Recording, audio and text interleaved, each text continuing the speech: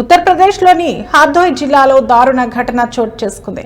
కారులోంచి కిందకు దిగమని కోరినందుకు ఓ యువతి పెట్రోల్ బంక్లో పనిచేస్తున్న ఉద్యోగిపై ఏకంగా రివాల్వర్ గురిపెట్టి దాడికి పాల్పడింది.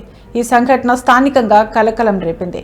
షాబాద్ ప్రాంతానికి చెందిన ఎహ్సాన్ ఖాన్ తన కుమార్తె సురేష్ ఖాన్ అలియాస్ అరిబా, భార్య హుస్న్ బానోతో కలిసి ఆదివారం సాయంత్రం 6 గంటల సమయంలో మిల్గ్రామ్ కొత్వాలీ ప్రాంతంలోని సాండీ రోడ్లో ఉన్న ఓ పెట్రోల్ పంపుకు కారులో వచ్చారు. తమ కారులో సిఎన్జి నింపాలని వారు కోరారు. ఆ సమయంలో విధుల్లో ఉన్న పెట్రోల్ పంపు ఉద్యోగి రజనీష్ కుమార్ భద్రతా నిబంధనల ప్రకారం సిఎన్జి నింపుతున్నప్పుడు కారులో ఉన్నవారు కిందకు దిగాలని సూచించారు. అయితే ఎహ్సాన్ ఖాన్ కుటుంబ సభ్యులు కారు దిగేందుకు నిరాకరించారు.